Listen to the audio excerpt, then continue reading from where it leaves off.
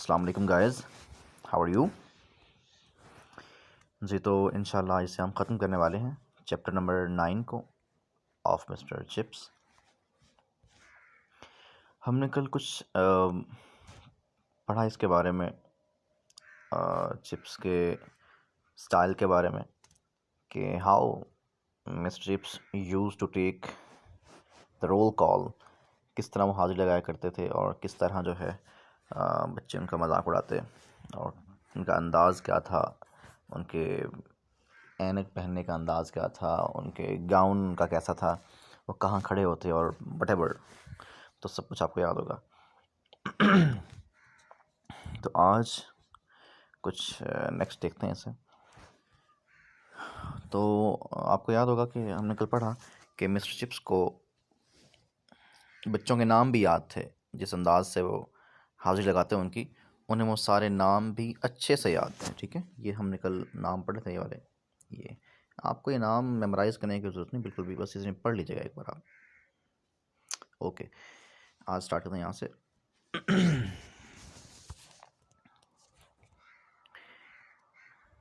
Ji, where they had all gone, so he often pondered. अक्सर वो सोचता था। पॉन्डर मीन सोचना, गौर फिक्र करना, कंटेम्पलेट करना, muse, think.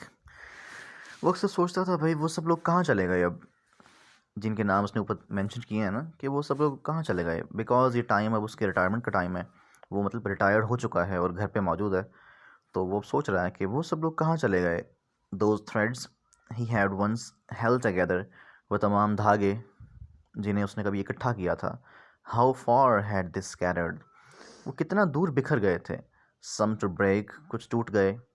Others to weave into unknown pattern, और कुछ अननोन, कुछ मतलब अनजान से पैटर्न, अंदाज में वीव बुन दिए गए, या कुछ अंदाज, कुछ नए या अनजान से अंदाज में, नए अंदाज में बुन दिए गए।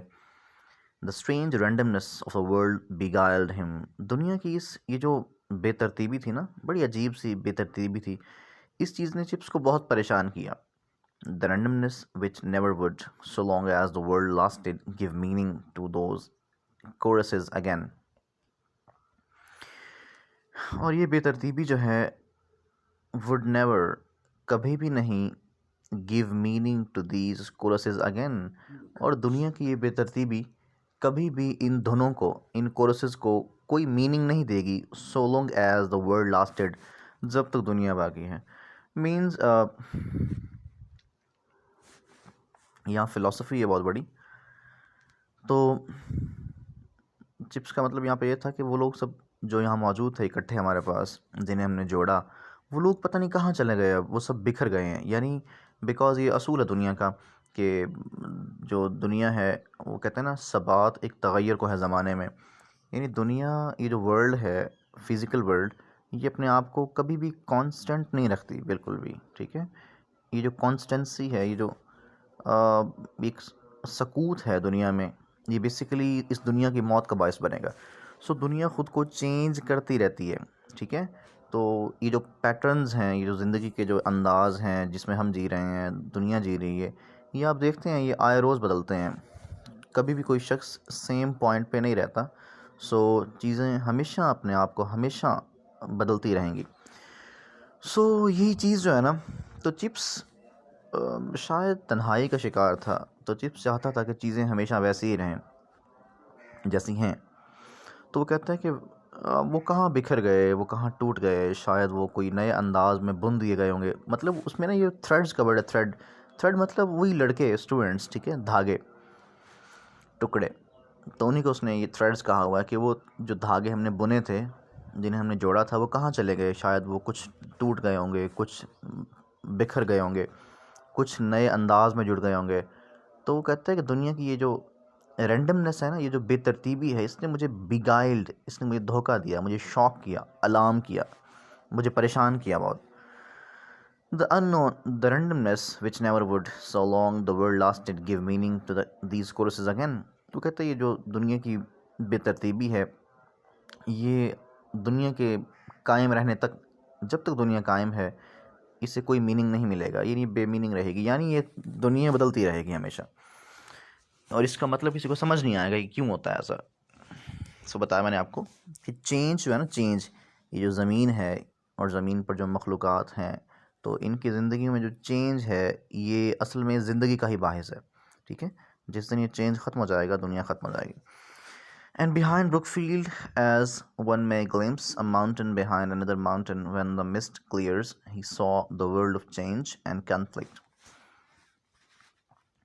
कहते हैं when the mist clears, ये सेकंड लाइन है ना इसमें, सेंटेंस है कि जब मिस्ट जो धुंध है क्लियर्स, जब वो साफ़ हो जाती है, तो कहते हैं जैसे कभी धुंध हो और धुंध साफ़ हो जाए, ठीक है, तो ऐसे ही चिप्स साहब भी क्या करते, ब्रुकफील्ड के पीछे जैसे कोई शख्स ग्लिम्स अ माउंटेन बिहाइंड अनदर माउंटेन, तो कहते जब जैसे कि मिस्ट साफ़ हो जाती है और कोई शख्स ब्रुकफील्ड के पीछे एक पहाड़ को और फिर और पहाड़ को देखता है, तो मिस्टर चिप्स क्या करते, he saw the world of change and conflict. तो मिस्टर चिप्स भी क्या करते, उन्हें भी जो है एक दुनिया जो बहुत तब्दील और बहुत कॉन्फ्लिक्ट और बहुत कशमकश वाली नज़र आती। यानी चिप्स साहब भी ऐसे ही इस तब्दील होने वाली और कशमकश वाली दुनिया को देखते कि दुनिया बहुत तब्दील हो रही है, उसमें बड़ी एक मतलब बेचैनी सी है, एक रैंडमनेस है, एक कन्फ्लिक्ट है, एक बेतरतीबी सी है, कशमकश है उसमें। तो चिप्स भी देखते इस दुनिया को, and he saw it more than he realised, और वो महसूस करने से ज़्यादा उसे देखते थे। देखते कैसे जी, with the remembered eyes of Cathy, वो तसव्वुर में ही यानी इमेजिनेशन में ही, रिमेंबर्ड आइज़ ऑफ कैथी, वो कैथरीन की तसव्वुराती आँख से देखते। यानी वो सोचते कि मैं अब ये जो मंज़र देख रहा हूँ, मैं ये मैं कैथरीन की आँख से देख रहा हूँ। But she had not been able to bequeath मतलब बिक्वीथ बोलते हैं किसी को कुछ देना, टू ग्रांट, टू गिव, तो किसी के हिस्से में कुछ छोड़ जाना, ठीक है। She had not been able to bequeath him all her mind, वो कैथरीन जो थी वो उस चिप्स को अपना सारा दिमाग देने के काबिल नहीं थी। यानी ऐसा नहीं था कि वो उसे बहुत कुछ सिखा जाती, वजह ये थी भाई वो महज 2 साल इकट्ठे रहे थे, सो चिप्स उससे बहुत कुछ ना सीख पाया। बहरहाल फिर भी वो उसने चिप्स के सोचने का जो अंदाज़ था वो चेंज कर दिया। She had not been able to bequeath him all her mind, still less the brilliance of it.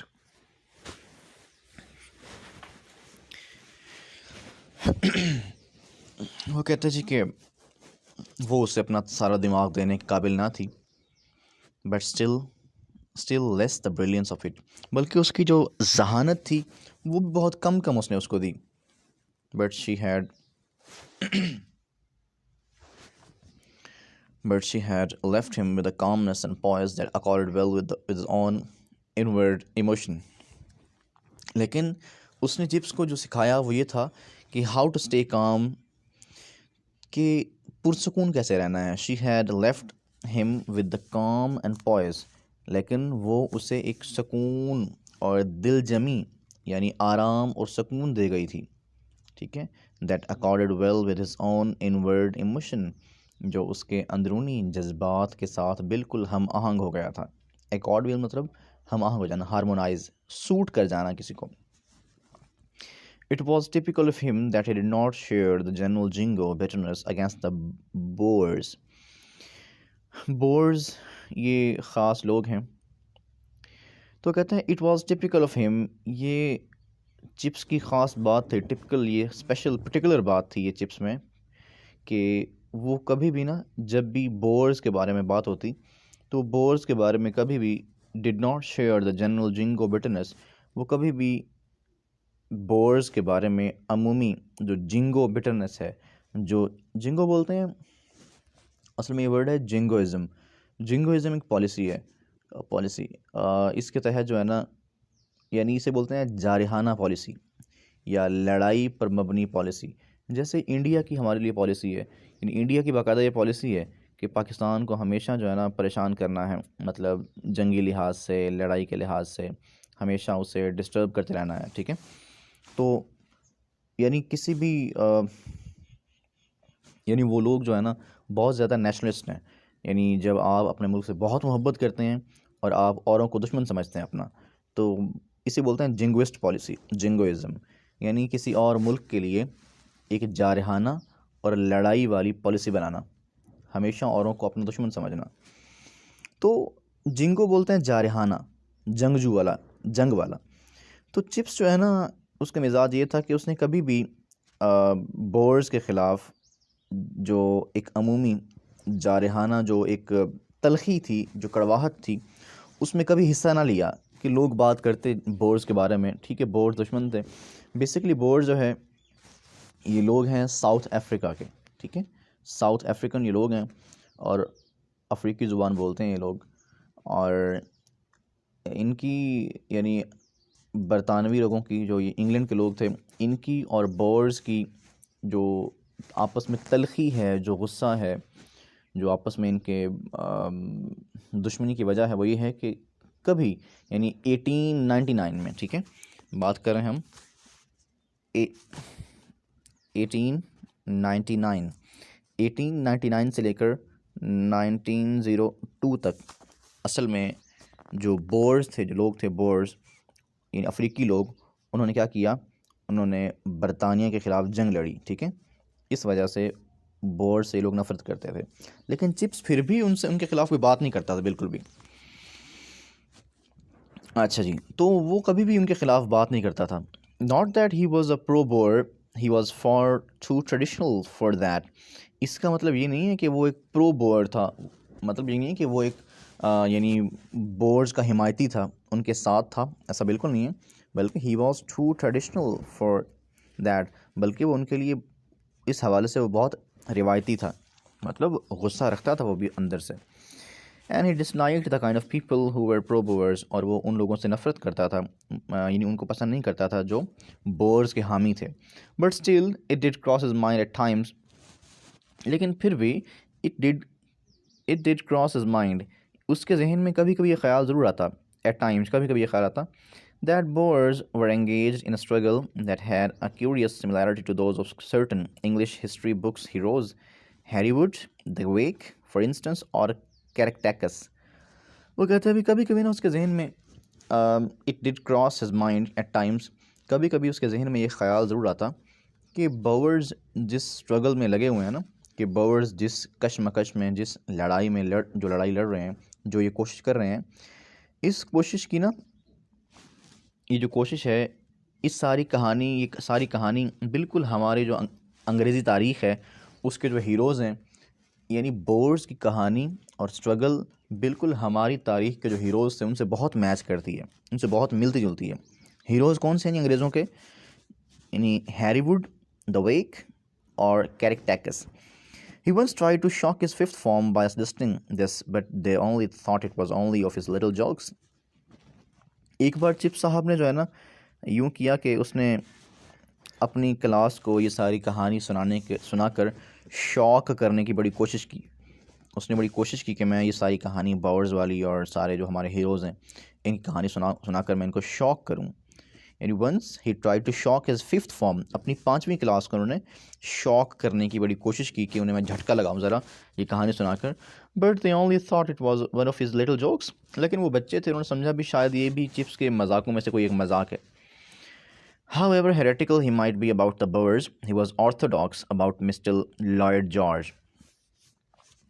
वो कहते हैं अच्छा चिप्स जितना मर्जी बोअर्स के बारे में हेरेटिकल था, हेरेटिकल बोलते हैं इनकलाबी, रेवोल्यूशनरी, ठीक है, तो वो जितना मर्जी इनकलाबी था या गैर रिवायती था, या इसे बोलते हैं अनऑर्थोडॉक्स, नॉन कन्वेंशनल, तो वो बोअर्स के बारे में मतलब जितना मर्जी इनकलाबी था, ही वॉज ऑर्थोडॉक्स।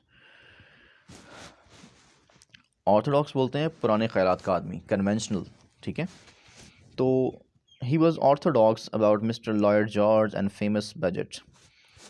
वो कहते हैं जी वो बोअर्स के बारे में जितना मर्जी गैर रिवायती था या अनऑर्थोडॉक्स था या रेवोल्यूशनरी था या इनकलाबी था, लेकिन उसका रवैया मिस्टर लॉयड जॉर्ज और बजट के बारे में बिल्कुल रिवायती सा था, पुराना था। He did not care for either of them, वो उनमें से किसी की परवाह नहीं करता था। एंड व्हेन ईयर्स लेटर, और जब सालों बाद एलजी मतलब वही ऊपर जो आया ना, लॉयड जॉर्ज, और जब सालों बाद Lloyd George came as a guest of honour to a Brookfield speech day, जब एक बार लॉयड जॉर्ज ब्रुकफील्ड की तकरीर के दिन बतौर मेहमान खसूसी वहाँ पर आया, चिप्स ने कहा, on being presented to him, तो जब on being presented to him, जब चिप्स का उससे तारुफ करवाया गया ना, तो चिप्स साहब ने क्या कहा, उसने कहा, Mr Lloyd George, I am really old enough to remember you as a young man. Mr Lloyd George, मैं इतना बूढ़ा हो चुका हूँ कि मुझे तुम्हारी जवानी याद है। एंड आई कन्फेस, और मैं मानता हूँ, that you seem to me, कि आप मुझे लगते हो, to have improved a great deal, मुझे लगता है कि आप ख़ास से बदल गए हो और आप में बहुत तब्दीली आ गई है, आपने ख़ुद को बहुत बेहतर कर लिया है। The head standing with him was rather aghast, अब जो हेड था उस वक्त ब्रुकफील्ड का, वो चिप्स के साथ ही खड़ा हुआ था, और वो ये बात सुनकर कि चिप्स ने मुंह पे कह दिया उसे, भाई कि तुम्हें मुझे तुम्हारी जवानी याद है और तुम लगता है बहुत बदल गए हो, अब तुमने ख़ुद को बहुत बेहतर कर लिया है। ये जो वर्ड है ना कि I think you seem to me to have improved a great deal, मुझे लगता है कि आपने ख़ुद को बहुत इम्प्रूव कर लिया है। इस बात का मतलब तो यही है ना कि शायद वो पहले बहुत बुरा था। तो इस बात ने चिप्स के जो प्रिंसिपल जो हेड था उसे, standing with him was rather aghast, वो बहुत परेशान हुआ, ही वॉज शॉक्ड।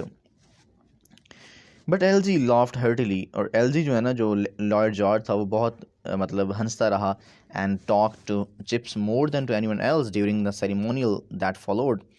तो और लॉयड जॉर्ज जो है, उसे इसकी चिप्स की बात पसंद आई और वो हंसता रहा, और फिर उसने इस सारी सेरेमनी जो बाद में तकरीब हुई उस दौरान वो सबसे ज़्यादा उसने चिप्स से बातें की।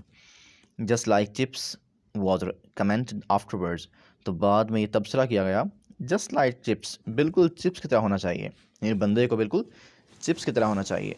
ही गेट्स अवे विद इट, वो जो कुछ भी करता है वो कर जाता है। He gets away with it, यानी वो कुछ भी करने के बाद बच निकलता है। गेट्स अवे मतलब एस्केप, निकल जाना, बच निकलना, वो कुछ भी कर ले, कोई गलती भी कर ले अगर, तो उसे करने के बाद वो निकल जाता है। आई सपोज एट, अब ये बड़ी अच्छी बात है आखिरी वाली ना, I suppose at that age anything you say to anybody is all right. और कहते हैं भाई बात ये है कि मेरा ख़्याल है कि ये उम्र ही ऐसी है, जिस उम्र में चिप्स था ना, अब ये तो उम्र ही ऐसी है कि इस उम्र में आप जो कुछ भी कहते हैं वो सही होता है। I suppose at any age, I suppose at that age, मेरा ख़्याल है कि उस उम्र में एनीथिंग यू से, आप कुछ भी कहें टू एनीबडी, किसी बंदे से, इज़ ऑल राइट, वो ठीक होता है। यानी जाहिर सी बात है, वो आपकी उम्र को देख कर वो आपसे यकीनन कुछ भी नहीं कहेंगे, कहेंगे बूढ़ा आदमी छोड़ो यार, क्या कहें इसे अब। तो जाहिर है इस उम्र में बंदे निकल जाते हैं कुछ भी कहने के बाद, वो सही हो वाले तो। सो गाइस, इसके क्वेश्चन कर लेंगे आप, ठीक है।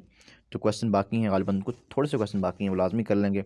और हमारा चैप्टर 9 आज यहाँ पे ख़त्म हुआ, और इंशाल्लाह कल चैप्टर हमारा 10 होगा। Okay, see you soon, thank you, अल्लाह हाफ़िज़।